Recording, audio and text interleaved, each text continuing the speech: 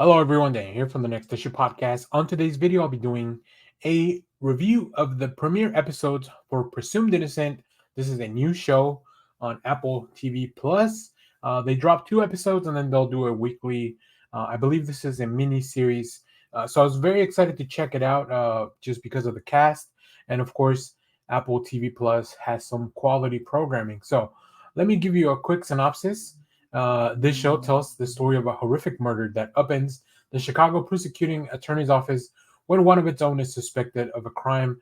This show stars Jake Gyllenhaal as Rusty Sabick, Ruth Negga as Barbara Sabick, Bill Camp as Raymond Horgan, O.T. Fabine as Nico De La Guardia, Chase Infinity as Jaden Savage, the daughter, Renee Rensiv as Carolyn Plomis, Peter Sarsgaard as Tommy Molto, and Kingston Rumi Southwick as Kyle Savick.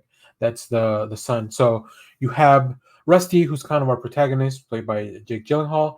Ruth Negga is his wife. Bill Camp is kind of his boss and best friend. OT and Peter Sargard, they play kind of like these other DAs that are kind of going for the main job at the office, like they are in an election and they're trying to push both, Bill Camp's character and Jake Gyllenhaal out of office, really. But they all work for the same office, so it's really kind of weird politicking. And of course, Kyle Savick is the son, so they have 2 kids that are pretty involved in this. So now that we got that a little bit out of the way, let me mention the last character.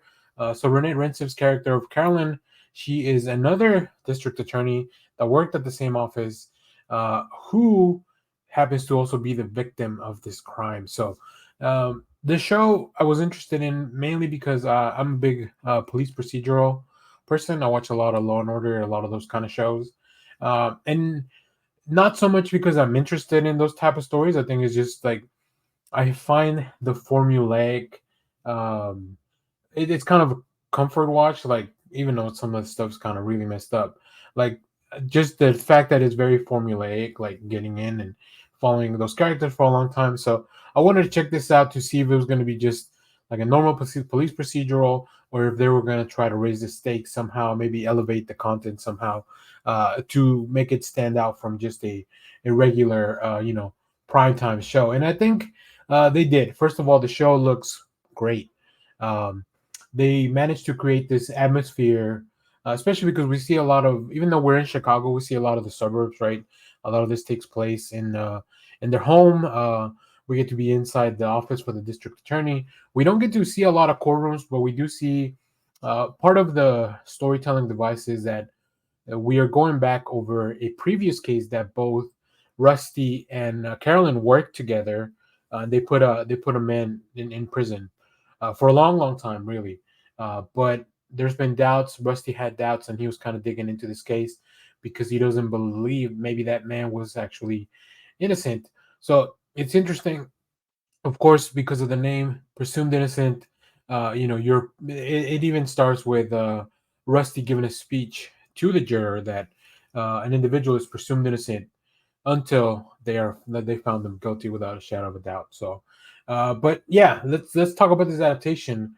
I think it makes a strong entrance with Jake Gyllenhaal leading the charge in a performance that is pretty intense and compelling.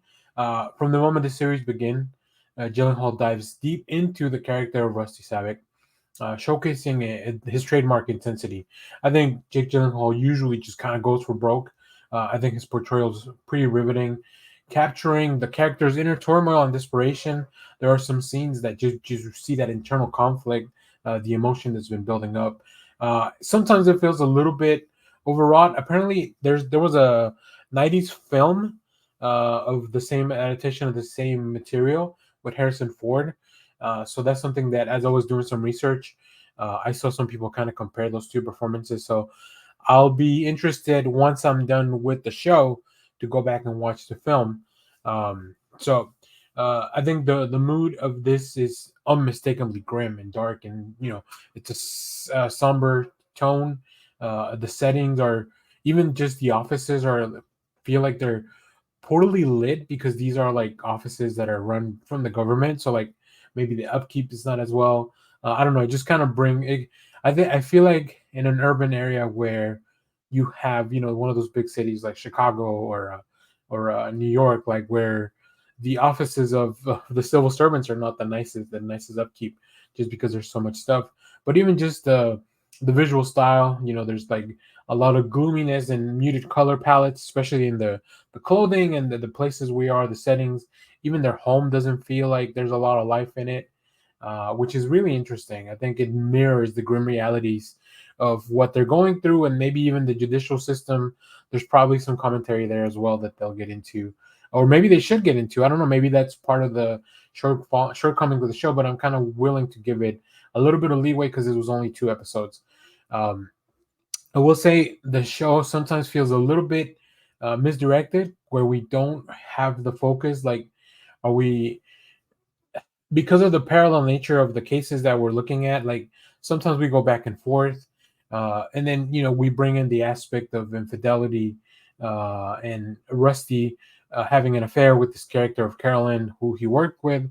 So there are tangents of him trying to deal with that piece of it and his marriage, and it feels a little bit disconnected.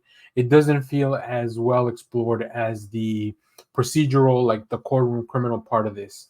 um, I think some of the peripheral characters are also a little bit unexplored in the first 2 issues and the first 2 episodes, which feels significantly missed. I think Ruth Negga is a great actor, and she should be at the forefront of this. Like, being the protagonist's wife, she should be pretty much on par with this as far as exploring what's going on and how all this is affecting them, right?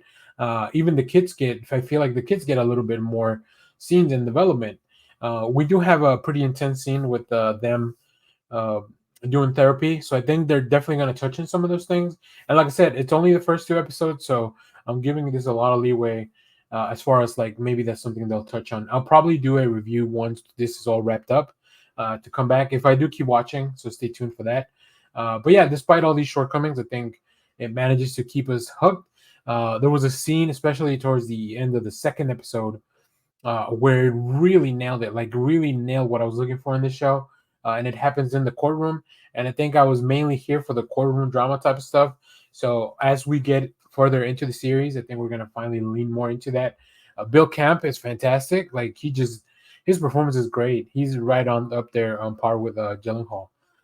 So yeah, I think although it has some of those flaws, like these are just the first 2 episodes, and it's not the best Apple TV show that I've seen in a while, but it's definitely very interesting. It's interesting enough that I'll keep watching.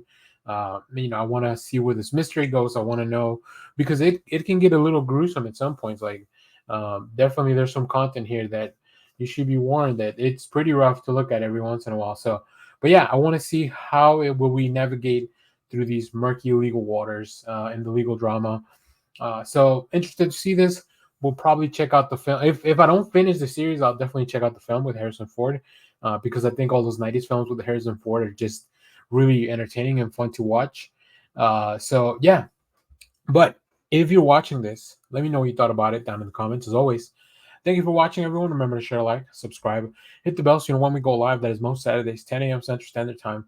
Stay tuned. We have more comic reviews, trailer reactions, movie reviews, TV recaps, all that fun stuff here in the channel. And as always, thank you for watching, everyone. Bye-bye.